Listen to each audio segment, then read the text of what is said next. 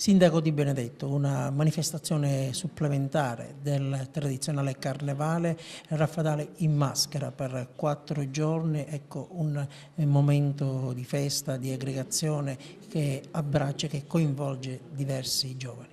Sì, l'unica similitudine col carnevale è il fatto che è in maschera così come il carnevale, ma noi il carnevale l'abbiamo festeggiato a febbraio con le scuole, in piazza, con le rappresentazioni che i bambini hanno fatto nel corso dell'anno.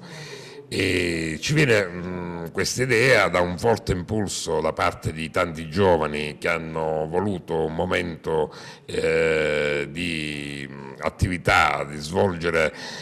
con creatività, realizzando dei carri con allestimenti in ferro, in cartapesta, utilizzando la propria creatività, la propria inventiva. Hanno preferito farlo in un periodo che fosse fuori dall'inverno, in un periodo in cui è possibile stare fuori fino a tarda notte. Le manifestazioni proseguiranno oltre la mezzanotte con carri, balli, danze e musica in piazza. Io credo che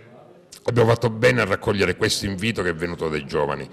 e che, come dire, serve anche a incentivare la presenza, la circuitazione del Raffadale, la presenza di cittadini fuori dal comune del Raffadale, un incentivo anche alle attività commerciali del nostro comune.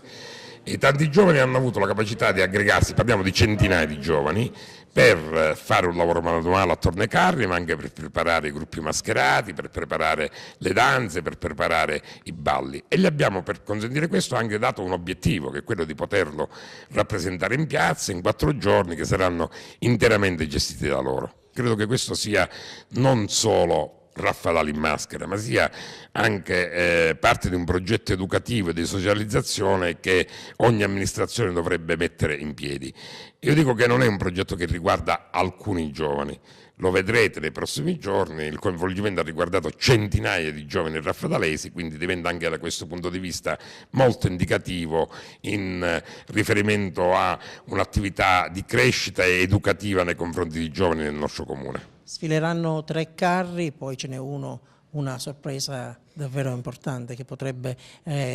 rappresentare quello che è il patrimonio enogastronomico, i prodotti tipici di Raffadale. Noi abbiamo istituito 4 premi per i carri, abbiamo la certezza intanto di avere 3 carri che vedete anche nel manifesto in una fase di allestimento che non rende, come dire, la loro bellezza, la loro immagine, però, come dire, sono già indicativi. C'è una specie di mistero tra i giovani che pensano un poco che potrebbe esserci un altro carro che sia anche, oltre che a rappresentare scenicamente alcuni aspetti che sconosciamo, potrebbe, come dire, essere anche l'occasione per far conoscere e diffondere e incentivare al consumo dei nostri prodotti tipici di Raffadali. Saranno premiati i carri? I carri saranno premiati e saranno premi non di grande valore che costituiscono semplicemente un parziale, ma molto parziale, ristoro alle spese che i giovani hanno fatto per il loro approntamento. Non sono remunerativi ma diventano comunque un fatto di orgoglio del ricevere il primo, il secondo, il terzo, il quarto premio, diventa comunque un fatto anche quello di carattere incentivante che costituisce anche un obiettivo che si realizza anche attraverso un fatto di concorrenza tra gruppi che in maniera separata hanno lavorato per la realizzazione dei carri.